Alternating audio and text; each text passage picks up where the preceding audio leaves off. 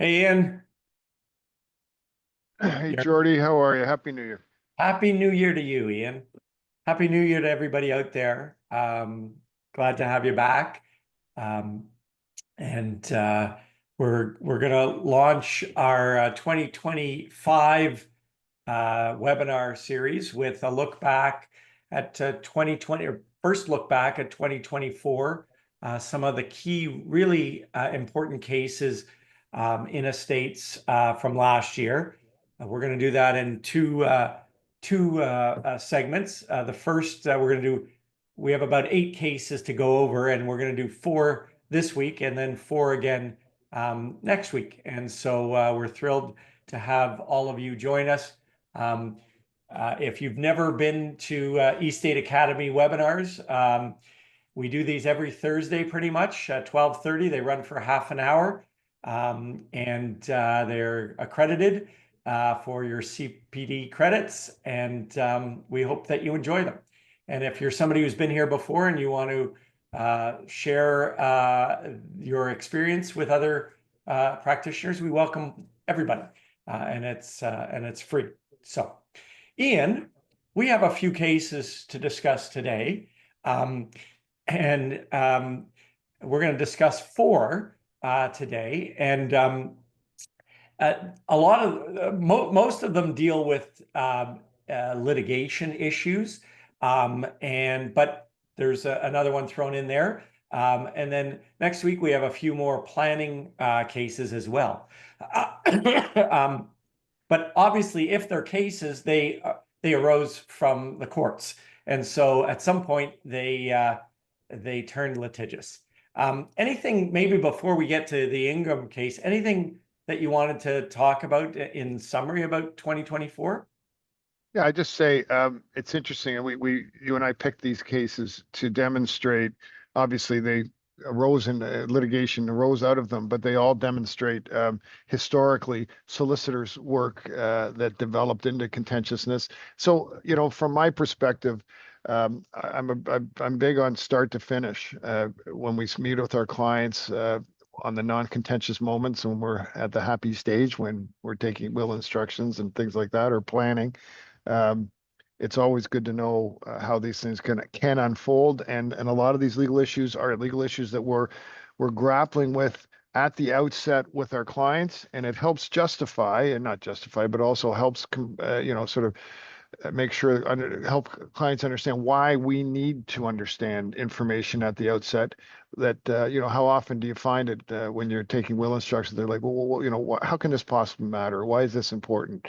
Well, we're going to see in all of these cases what the added value of a good solicitor work can bring to our clients'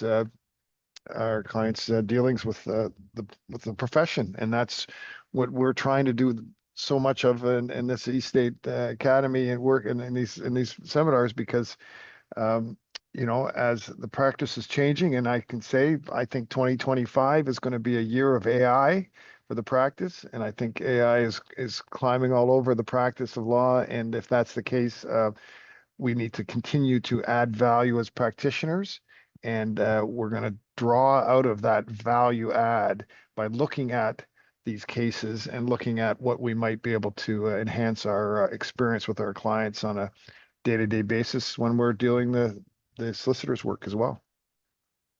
So great. I mean, the Ingram case um, is an important case. It deals with limitation periods, but it's broader than that in the sense that it impacts the advice that we give our state trustees as well. And the key fundamental issue here was we have 2 limitation periods that could apply to a particular claim. Which one applies? It revolved around a claim that was framed. And sorry, if anybody's not muted, could you just make sure that you're muted there? Thanks. Um, it revolved around a claim against proceeds of a property of some real estate. And so the question was, which of the 2 limitation periods applies? We have a, we may be familiar with the second one that I've listed here, which is the Trustee Act, the 2-year limitation period after death in which to bring a claim that, quote, the deceased person committed or is by law liable for a wrong to another in respect of his or her person or to another person's property. Then that's 2 years. And then we have the Real Property Limitations Act, which is a 10-year limitation period to bring an action to recover land. And those two were involved in this case. And Ian, you were involved in this case. Maybe just explain how you were involved in this case. Sure. I argued with our firm. We argued the case at the Court of Appeal level as an intervener, the Toronto Lawyers Association. So those of you who are members of the Toronto Lawyers Association get your money's worth, because the Toronto Lawyers Association intervened at no expense to the association, but intervened into the decision. Because at first instance, interestingly enough, the judge who made the decision affected the estates bar at a level that we sought intervener status and ended up making submissions at the Court of Appeal to speak to this interaction between the two limitation periods. And I will say, interesting, a couple of anecdotes out of this case, not just because we argued it, but the Court of Appeal had to consider the decision of the lower court. But at the time that they considered the decision of the lower court, that judge who rendered the decision as a Superior Court judge had already been elevated to the Court of Appeal. So these judges were not only struggling with the law and the dynamics that tie to it, but the impact of the fact that they're going to have to overturn someone who sits down the hall from them. So it was interesting. And you always wonder what kind of, when you're telling clients about the nuances of how things might unfold. There's another little illustration that you're a Court of Appeal judge and you get possibly overturned. So in this case, we have the husband who dies in 2017, and his estate consisted primarily of a home. His will left everything to his children. And when he died, they got a certificate of appointment of estate trustee. That's the CAET. And the home is sold. Proceeds distributed in the vast majority of the proceeds distributed in accordance to the will. Now, in 2018, so within a year, Kathleen advises the estate trustees that she is the deceased common law spouse and that she has a claim. Now, she doesn't bring a claim for dependent support or what she calls a constructive trust or equitable claim for the proceeds until 4 years after death. And she says, no problem, I'm not out of time, because this relates to an action to recover any land or proceeds of that. And so that's what she says. And the Court of Appeal needs to deal with this fundamental issue, which was the claim for constructive trust or similar equitable claim against property and proceeds statute barred because of the Trustee Act 2-year limitation period, or does it survive up to 10 years under the Real Property Limitations Act? And what the court did was it analyzed, how do you deal with a situation where 2 limitation periods apply? And it looked at the Trustee Act and the purposes of the Trustee Act, Section 38, which is the 2-year limitation period, and said that in essence, there's a reason for the short limitation period. It's so that we can effectively deal with estate administrations. And the court also said, Ian, and I'm going to turn this over to you to just talk about, was that it doesn't really matter that the way you frame the claim. And, does Section 38 apply to equitable claims or et cetera? Do you have any thoughts on the court's decision of how they interpreted that aspect?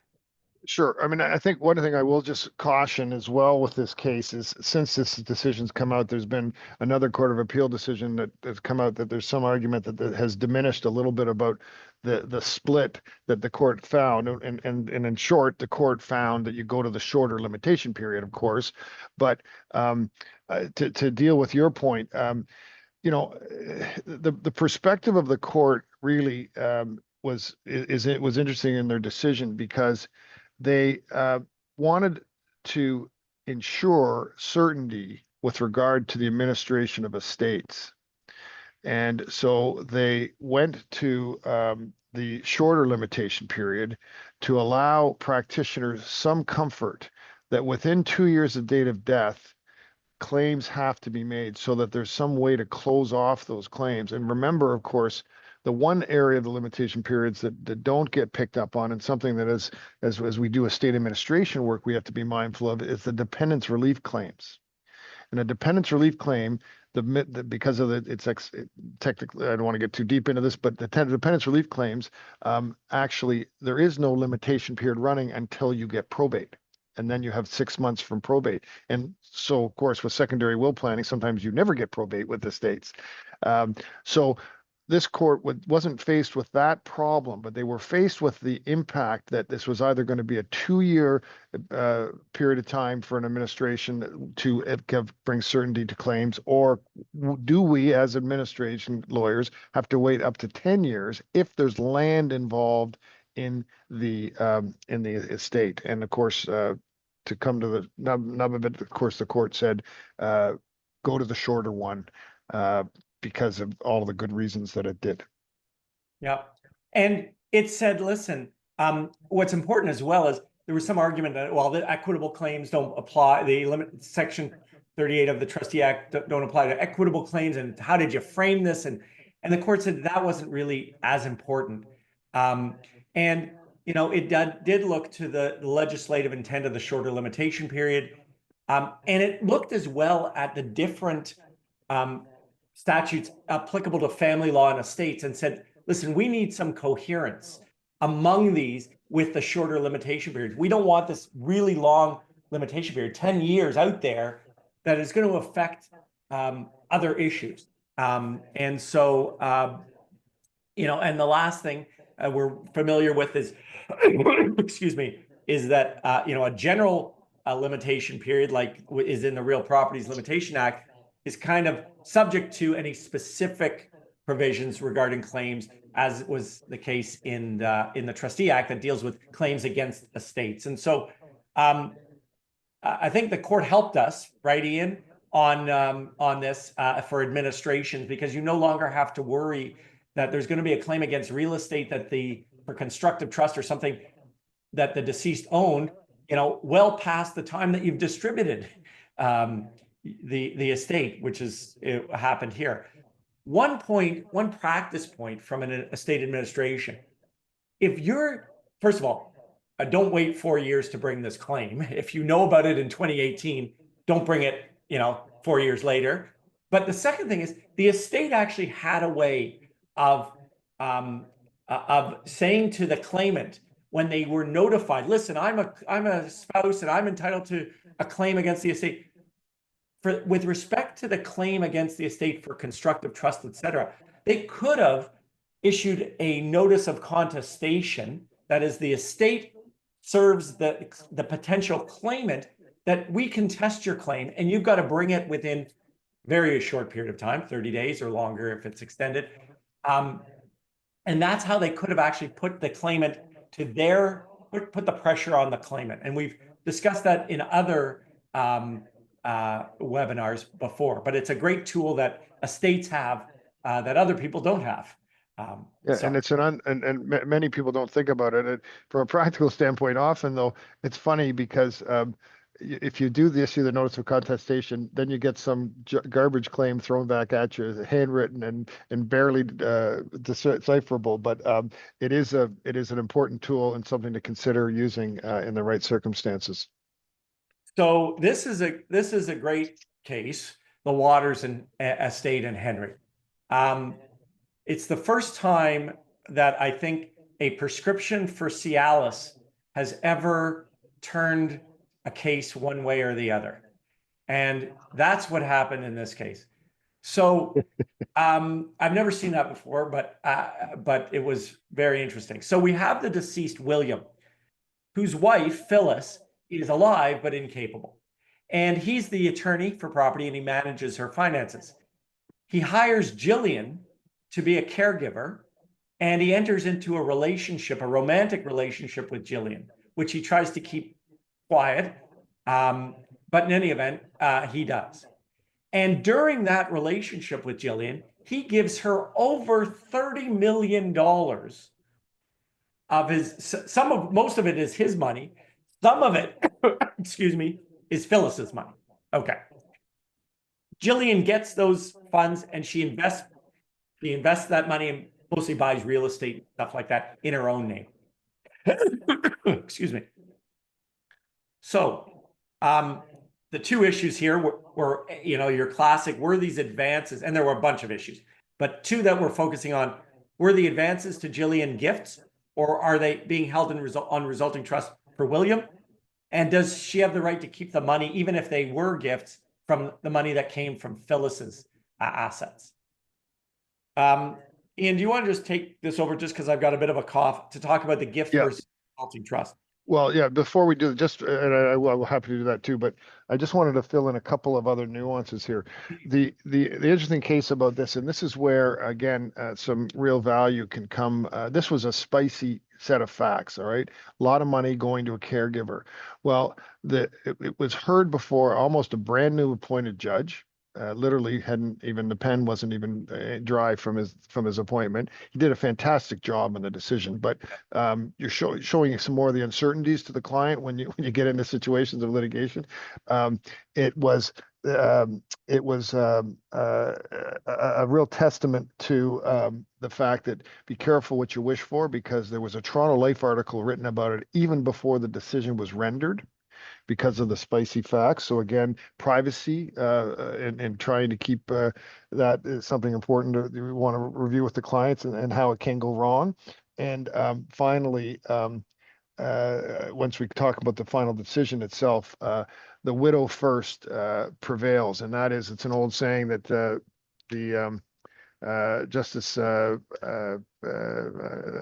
courts have always said, and that is that when you come into the courtroom, the first thing the judge wants to know is the widow looked after? And in this case, a lot of the decision was driven by that concern by the court, was the widow still looked after? And in this case, the court wasn't satisfied. But anyway, sorry, I'll let you finish your point. No, Jordy. These are really important nuances that many of us don't know about. So that was great. And so just turning to the idea of what was the decision? Well, we're the question, of course, of a gift versus a resulting trust is, when William advanced those monies to Jillian, what was his intention? And what the court did, and it's a long decision, but ultimately, the court found that it was intended as a gift to buy those properties for Jillian, and he did not intend to retain the beneficial interest in those properties. And what led to that decision? Well, and this is interesting as well, because first of all, what Jillian said, which was, he meant it for me, it was a gift, was corroborated by not only the way William dealt with her, but how he communicated with third parties about those properties. He knew he had given the money to her. He never claimed a financial interest when dealing with and he was a rich guy, so he had lots of advisors. When he looked at his net worth statements or his taxes, his advisors, as we probably all would have done, told him, document what your intention is, please. He didn't. And they said, if you're claiming an interest, you got to document that. And he didn't do that in most cases. And he never said it was mine. And this is where the Cialis came in. There was an argument by the estate that she wasn't really, they didn't have a romantic relationship. She was unduly influencing him, etc. And what turned the case for Jillian was, he went to his doctor and asked for a Cialis prescription because he had a new girlfriend. And so that was a fundamental finding and piece of evidence in this. And so in the end, Ian, right, she gets to keep most of the money that he gave her, but she didn't have the right to keep the money that came from Phyllis. Do you want to maybe just talk about that aspect of it? Sure. So, I mean, I think that that's where I say the court really struggled that in that situation, Phyllis is incapable. She obviously was in a fiduciary relationship in that sense. He was using essentially her money for Phyllis's money for his own personal benefit. And the court was not going to allow that to happen. He's attorney for property and easy to try to practice from a legal standpoint, easy to say you can't keep it, very difficult from a practical standpoint to get it, which we found out in this court. This opinion has been appealed. I mean, this decision has been appealed, so we've got lots of more stories to tell about the Waters estate. But it was fascinating too, is because the history too is, and coming back to when, every time you see a client, you never really know how rich they're going to be when they die or how poor they're going to be. Well, here's a guy who was a successful professor at U of T, making professor salary and living modestly, and not modestly, living well as a professor. And then he goes into a private venture as a consequence of his brilliance and his expertise and hits it big. And that's where all his money came from, literally almost like winning the lottery kind of money.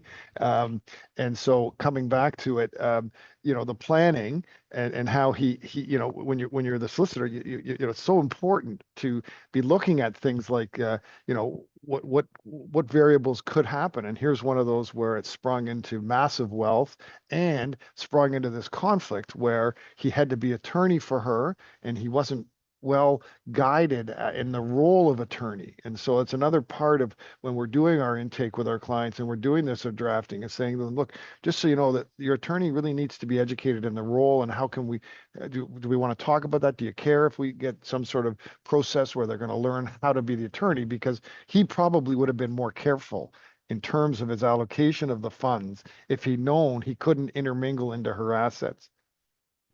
And just looking at this, what would we have done if we were in the same situation? I mean, at least the evidence was that the advisors were, begging him to please document this, right? That would have been so important. And we often, I've come across many clients who say, I have this asset, it's in this person's name, and I don't want to tell anybody about it. I've given it to them. And that's when your notes are so important. And they say, but I don't want anybody else to know. Well, okay, you tell them what they should do, and then they're adults. They're entitled to do whatever they want. But let's move to the next case, and it's another limitation period case. And it's we know about the 2-year limitation period for challenging wills. But when does that commence? And Ian, maybe you want to just take us through the Shannon case. Sure. So this case, there's a lot of history behind this, but again, it comes back to our first case we talked about, and that is when we're administering estates, date of death matters, and 2 years from the date of death really matters. The Shannon case builds on other cases, Burtsu and others as well. The court is going to, we have the 2-year limitation period. It's a general hard rule, which all hard rules, not all, but most hard rules have have exceptions. With will challenges, it's the same. You have the ability to expand when you can commence a will challenge beyond 2 years from the date of death if the question of discoverability is available, and that is, was there an ability to discover the claim could have been made sooner or later. So comes back to my classic estate administration rule is that get the will out to the beneficiaries. And I say full copies. Some people do that redacted thing when you have specific gifts, but I say get the full copy out, especially if it's going to probate, fast, because the clock in Burtsu and in Shannon starts to click when the beneficiaries become aware of or not become aware of, so to speak, of their status. And so in prior decision that was considered in this case as well, the facts on that one was exactly that. The court was, the son was written out of the will. The court said, well, look, the son hadn't seen the will for some 6 months after death. And so he didn't know he could bring the will challenge. And the same sorts of facts hit us with Shannon. So it's just as we consider our just classic estate administration steps, often people want to, sit on their heels a little bit and not move as quickly as they should, I think, in getting the information out because the clock will start ticking. Shannon is the example of that. Now, in this case, the child who was cut out had knowledge of the grounds of lack of capacity and undue influence prior to death. What she didn't know was what the will said. And it wasn't until she got the will itself that the limitation period. So what do you say, Ian? We hear this from clients, so-and-so reaches out, I hear I'm not in the will, I want a copy, or so-and-so's asking to see a copy of the will. We're so protective of that. Are we wrong to be protective? Should we be saying, you want to see the will? Here it is. Yeah, I mean, obviously, a hard and fast rules to answer that is hard, but my general practice is circulate the information as soon as possible, because the problem is what you're doing is you're extending the clock, and it only feeds into your risk as an executor. So I know there's privacy issues and there's lots of good reasons. So every fact situation has to turn on its own way. But my view is, especially within family, it makes no sense to me, especially now it might be a situation where someone, a charity or a niece or nephew that, is poking around that, there's obviously facts that you can play with here, but if you've got family members and someone's been isolated in a will, you're better off getting it out there. Section 9 of the Estates Act allows for an ability to go to court and get this anyway. And it's a pretty broad, I mean, I've only had to bring them a handful of times in my career because most people realize just circulate the will. But there is an ability, there's a remedy there as well. So it really doesn't pay to try to be A, arrogant, B, secretive. Yeah. Especially if the claimant if they're right, has a claim, like has standing. It's one thing if you're, a third cousin and you say, I want to see the will, and they've got family members, et cetera. But in this case, it was a child who would have taken, who would take if she's successful. So that's another factor that goes in there. Lastly, in our last few minutes, this one doesn't require that much time, but this is the ability of a court and the jurisdiction of a court to choose the proper estate trustee where none is appointed. In this case, a disbarred lawyer applied to be the estate trustee with a will because the only named executor had renounced. And the beneficiaries all consented, yes, we want him. But the file gets referred to by the registrar to a judge because they wanted to dispense with a bond. And the judge says, I'm not giving a certificate of appointment to this person. They're disbarred, and I don't think they're a proper candidate. So it ends up going all the way to the Court of Appeal on this. And, I'm glad to see the courts say this, which is to reconfirm that probate is not, just an in personam claim. It's, an in rem a declaration. And, just because the beneficiaries agree doesn't mean we're going to appoint this person. Section 29 does not require the court to give it to the applicant, even if it's uncontested. So that's really what the court said. So just because you've got the consent of everybody, a court could still refuse a certificate of appointment to a party that they don't think is appropriate to be the estate trustee. It's not just the beneficiary's wishes. So that case can be used when you're trying to remove people as well, right? This kind of acknowledgement that, the beneficiary's wishes alone are not all that govern. So anything, we finished right on time. Any closing remarks? Next week, we're going to talk about 4 new cases that came from 2024 that are some really interesting cases about the right of survivorship, that's crucial for us in certain probate planning situations and others. Ian, anything in closing? No, looking forward to next week's discussion. Thanks so much. Great. Thank you all for being here. We hope to see you again next week. Take good care, everyone. Bye-bye now.